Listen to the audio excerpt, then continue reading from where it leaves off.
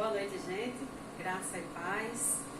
É uma alegria estar com vocês novamente na volta da nossa escola bíblica dominical, que agora não é mais DVD, né? Agora é EBOL, porque no tempo da pandemia nós tivemos que reinventar também o nosso formato de levarmos a palavra do Senhor. Nós não podíamos deixar que o nosso ídolo fosse atrapalhado pelo simples fato de que o vírus nos colocou em casa. Então, é muito prazer, assim, estou me sentindo privilegiada demais de ter podido aprender mais, porque eu sempre falo que quando a gente vai dar uma aula, a gente primeiro tem que aprender. Então, humildemente, eu peço primeiro perdão aos pastores, às pessoas, se porventura esta aula ficar em falta com alguma coisa. E também queria dizer uma coisa, dividir um fato interessante com vocês. O mais difícil dessa aula, sem dúvida, foi gravar este vídeo. Não porque eu não posso ficar na frente de câmeras, porque para mim é bem diferente, até porque não sou artista, não tenho que estar bonita, não tenho que saber falar, mas porque tecnicamente eu não tinha estrutura para gravar esse vídeo, mas o Senhor preparou todos os detalhes e depois eu vou fotografar vocês o ambiente que eu gravei essa aula, para dividir com vocês e ver como é engraçado. E também para mostrar às pessoas que quando a gente quer fazer a obra do Senhor, não são limitações físicas que nos impedem. Hoje eu vou dar continuidade à primeira carta de Pedro, estou no último capítulo. Inclusive é uma responsabilidade muito grande, porque é exatamente o capítulo onde se fala dos deveres dos pastores, dos presbíteros, dos deveres dos líderes da igreja. Eu vou passar os slides para vocês e nós vamos conversando sobre o nosso entendimento do capítulo 5 de 1 Pedro.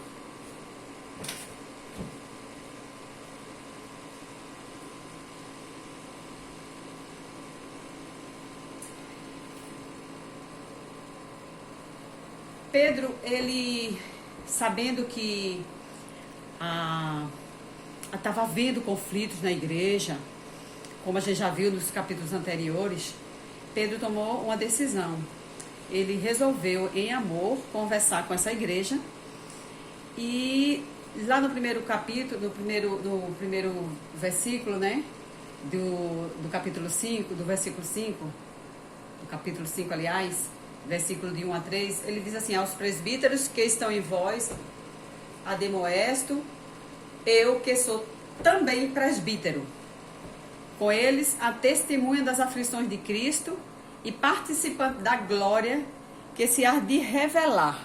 Apacentai o rebanho de Deus, que está entre vós, tendo cuidado dele, não por força, mas voluntariamente, nem por torpe ganância, mas de ânimo pronto, nem como tendo domínio sobre a herança de Deus, mas servindo de exemplo ao rebanho. Aí fica muito interessante perceber que Pedro, ele fez uma referência muito forte quando ele disse também presbítero. Qual foi a estratégia de Pedro para conversar com a liderança da igreja? Primeiro, ele apelou aos presbíteros. Embora Pedro já tivesse falado qual era o seu papel, todos nós sabemos que Pedro era apóstolo do Senhor, escolhido pelo próprio Senhor, por sinal, o apóstolo mais difícil, de conversão mais demorada. Lá no primeiro capítulo de 1 Pedro, no primeiro versículo, ele se apresenta como eu, Pedro, apóstolo de Jesus Cristo. Já aqui, nesses primeiros, no primeiro versículo do capítulo 5, ele enfatizou sua solidariedade e compartilhou a autoridade com os líderes da igreja como uma maneira assim, de encorajar eles. Ele quis dizer assim: eu sou um apóstolo, eu fui escolhido pelo próprio Deus, mas eu sou um presbítero. Eu também estou aqui na liderança dessa igreja. Então, o que foi que Pedro orientou aos presbíteros? Ele primeiro escolheu conversar com os presbíteros. O seu pedido foi para que pastoreassem o rebanho. Ou seja, Pedro relembrou a todos uma das funções dos presbíteros, que é pastorear. A gente sabe que a igreja, ela é uma comunidade muito grande, imensa, e cada vez mais que mais cresce, mais precisa de ajudadores para os pastores principais. E não é só o pastor mestre, o pastor principal, que deve cuidar do rebanho. O presbítero tem esta função. No nosso caso, os diáconos têm essa função. A imagem de pastor de ovelha sugere cuidado, proteção, disciplina e orientação. A gente vê a palavra pastor desde o Antigo Testamento, a gente vê lá uma passagem bem forte em Ezequiel 34. E vê também no Novo Testamento, quando Jesus enfatiza o papel do pastor, do que resgata as ovelhas perdidas. Então, neste momento, ao escolher primeiro os presbíteros para conversar, para exortar em amor, Pedro relembrou aos presbíteros qual era uma das principais funções deles, que é pastorear o rebanho. Pedro orienta como deve se comportar um presbítero. Então ele diz para não serem, primeiro, gananciosos. Aqui ele não estava fazendo, gente, uma proibição contra a remuneração. Nós sabemos que os homens que trabalham na obra do Senhor, as pessoas que trabalham na obra do Senhor, devem ser sim remunerados. Até porque muitos pastores têm dedicação exclusiva ao seu rebanho, à sua igreja. E como é que eles vão sobreviver? A própria palavra de Deus disse que o homem é merecedor dos valores, dos proventos que vêm do seu justo trabalho, do suor da sua face. Mas Pedro aqui, ele não estava reclamando disso, nem estava orientando sobre a justa remuneração. Ele estava contra o amor ao dinheiro. Ele estava contra a paixão pecaminosa pelo dinheiro, pelo poder, que é natural e muito comum envolver os homens quando se encontram em algumas condições de dinheiro e que percebem que podem obter mais ganho de alguma forma. E Pedro disse, não, os presbíteros não podem se comportar assim. Os presbíteros receberão sua justa remuneração, mas como forma de receber o que é justo a sua sobrevivência, fruto do seu trabalho. Ele disse assim também, não sejam dominadores. Por que dominadores? Pedro percebeu que alguns presbíteros, ou muitos nas igrejas, a gente sabe que na história toda da igreja, muitas vezes homens tomaram conta de papéis de poder, de autoridade que foi dada pelo Senhor e de confiança do homem para com ele. E o que é que ele fez? Ele abusou do poder. Ele se apresentou de maneira como se ele fosse superior aos irmãos que estavam ali. Neste momento, Pedro está falando do abuso de poder no cargo de presbítero. Ele diz o seguinte, não abusem do poder, porque vocês estão em um poder que foi dado pelo Senhor. Vocês não podem pegar esta autoridade e abusar dela. Ao contrário, vocês estando em uma condição superior em termo hierárquico, vocês devem se tornar modelos para o rebanho. Vocês devem se tornar modelos para a plateia, para o povo que vê, para o seu vizinho, para os seus amigos. Então, naquele local especificamente, Pedro conversou com os presbíteros, que eram mais velhos, que dissesse assim, seja exemplo. O povo está te vendo, seja exemplo, os mais jovens estão te vendo. Então, não pega o poder, o fato de você ter o título de presbítero, e você simplesmente humilhar muitas vezes, selecionar, olhar para o que parece ter mais posses e beneficiar na igreja. Então, esta foi a orientação com relação aos presbíteros não agirem de maneira dominadora. Mas também ele deixou algo bem importante, que é para estarem atentos e vigilantes.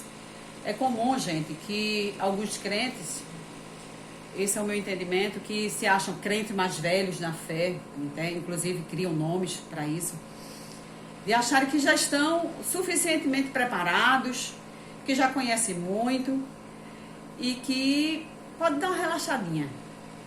Mas Pedro diz que eles devem permanecer vigilantes. Olha só, Pedro está dizendo a presbíteros que eles devem permanecer vigilantes com muito cuidado. Até porque quando o Senhor voltar, quando se manifestar o Supremo Pastor, eles receberão a tão sonhada coroa. Então, é para se manter calmo, tranquilo diante dos problemas, diante das dificuldades. Não adianta a gente sofrer demasiadamente, se descontrolar, porque está tendo problema na igreja, porque está tendo problema na nossa vida, na nossa casa. Nós somos exemplos, gente. O crente é exemplo, o presbítero é exemplo. Então ele precisa estar cauteloso, porque ele está sendo olhado com certeza. Depois que ele exortou aos presbíteros, ele exorta aos que são mais jovens. E vai lá no 1 Pedro 5,5, ele diz: semelhantemente vós jovens, sede sujeitos aos anciões, e sede todos sujeitos uns aos outros, revestivos de humildade, porque Deus resiste aos soberbos, mas dá graça aos humildes. Pedro orienta que eles se sujeitem aos mais velhos, ou seja, neste caso, aos presbíteros. Mas ele tem o cuidado de dizer que todos sejam sujeitos uns aos outros. Que da mesma forma que o jovem precisa se sujeitar ao mais velho, o mais velho precisa respeitar o mais jovem. Porque o Senhor não gosta de soberbo, ele não administra o soberbo, ele não quer que o seu povo seja soberbo. Então, neste momento ele diz que todos têm que estar sujeitos uns aos outros, para que o amor verdadeiro do Senhor seja passado e seja exemplificado. Pedro ensina como? Ele diz assim: sendo todos humildes uns para com os outros, porque Deus se opõe aos orgulhosos, mas concede graça aos humildes. Olha que coisa linda. E depois ele diz: humilhando-se debaixo da poderosa mão de Deus, para que ele os exalte no tempo devido, reconhecendo o senhorio do Senhor. E lançando sobre ele, sobre o Senhor, toda a sua ansiedade, porque ele tem cuidado de vocês. Então, gente, o que Pedro está dizendo para os mais jovens, para o que hoje a gente chamaria de recém-chegados na fé, que tenham paciência, que observem a humildade, que observem que a vida, que a nossa vida não é nada, que nós temos que ser, antes de mais nada, servos apaixonados, servos que não têm vergonha de se apresentar diante do mundo como as pessoas que carregam a Bíblia, servos que têm condições de se manter de cabeça erguida, mesmo se ele esteja andando no carro 0 km do último ano, ou se ele esteja andando de bicicleta, ou se ele esteja andando a pé com a roupinha velha, mas ele está com o melhor dos tesouros que está na vida dele, que é a Bíblia Sagrada, que é a palavra de Deus e que é a sua humildade diante do Senhor. E Pedro continua: sendo sóbrios e vigilantes. Por quê? Por causa do diabo, nosso inimigo, que anda ao redor como leão, rugindo e procurando a quem possa devorar. Gente, é muito sério isso. Nós aprendemos que ao redor de um crente, de um servo do Senhor, existe uma legião de anjos cuidando. Mas nós também aprendemos que ao redor dele existe uma legião de demônios. Satanás, com sua legião de demônios, ele vive esperando uma oportunidade para matar, para destruir, para invadir as nossas casas, as nossas famílias, para destruir nossos filhos, os nossos maridos, para destruir as nossas esposas, Senhor. Gente, então nós temos que ter muito cuidado, muita cautela. Nós temos que estar vigilante, é joelho dobrado constantemente, é a palavra do Senhor constantemente. Essa palavra de Pedro é muito atualizada, porque não é só aqueles presbíteros que precisavam ouvir isso, não. Principalmente hoje, nós que sabemos que cada dia mais o amor está esfriando, porque a volta de Jesus é chegada, eu creio, em nome dele. Então, mais do que nunca, nós temos que estar vigilantes, em oração, em jejum, clamando ao Senhor, em adoração com a nossa própria vida, sendo a nossa vida uma adoração. E por fim, permanecemos firmes na fé, sabendo que outros irmãos no mundo estão passando pelos mesmos sofrimentos. Pedro quis relembrar os irmãos, dizendo que Jesus nos avisou sobre as nossas aflições aqui na terra. Jesus não disse, olha, se você crê em mim, você vai ter uma vida tranquila, é sombra e água fresca. Não, ao contrário, o Senhor disse que na vida nós teríamos aflições tremendas, mas que nós não pestanejássemos, que nós não tivéssemos medo, porque Ele venceu o mundo e Ele está do nosso lado, até os confins dos tempos e até a volta dele para nos levar para vivermos com Ele no céu, como nós tanto esperamos. No entanto, Pedro, apesar de ter exortado, ter chamado a atenção, Pedro também consola. Ele diz assim, e diz a todos que não estamos sozinhos, pois o Deus de toda graça foi quem nos criou, nos escolheu e nos chamou para a sua glória eterna em Cristo Jesus. Gente, nós precisamos crer e demonstrar para o mundo o quão felizes nós somos, porque nós fomos criados e escolhidos para o louvor da glória do nosso Deus. E isto está lá escrito, nós precisamos dizer às pessoas que eles não fiquem aterrorizados, que eles orem, que eles clamem pelo Senhor, que o Senhor sabe de todas as coisas, mas que Ele quer ouvir da nossa boca o nosso clamor. Ele quer enxugar as nossas lágrimas, porque Ele quer que, apesar de todas as dores que nós venhamos a viver, que nós sejamos persistentes na fé, porque é a persistência que vai nos conduzir ao caminho de uma vida eterna. O objetivo eterno e efetivo do plano de Deus para os cristãos é a glorificação deles. Lá em Romanos 8,2 diz assim, porque a lei do Espírito de vida em Cristo Jesus me livrou da lei do pecado e da morte. Então, olha que estrategicamente Pedro foi bem sucinto, bem inteligente. Na verdade, ele foi amoroso. Ele usou do amor do Senhor. Pedro foi escolhido por Jesus. Pedro deu muita dor de cabeça durante todo o ministério do Senhor aqui na terra. A gente sabe que pouco tempo antes da morte de Jesus, Jesus disse a Pedro, Pedro, quando tu te converteres.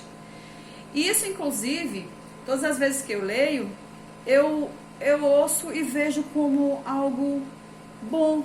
Porque muitas vezes eu digo, Senhor, eu estou fazendo tão pouco, meu Pai. Senhor, por mais que eu me desdobre, eu sinto que ainda falta algo. Então, eu sei que o meu Deus, que sonda o meu coração, Ele sabe que toda a força que eu faço, eu ainda tropeço, eu peco.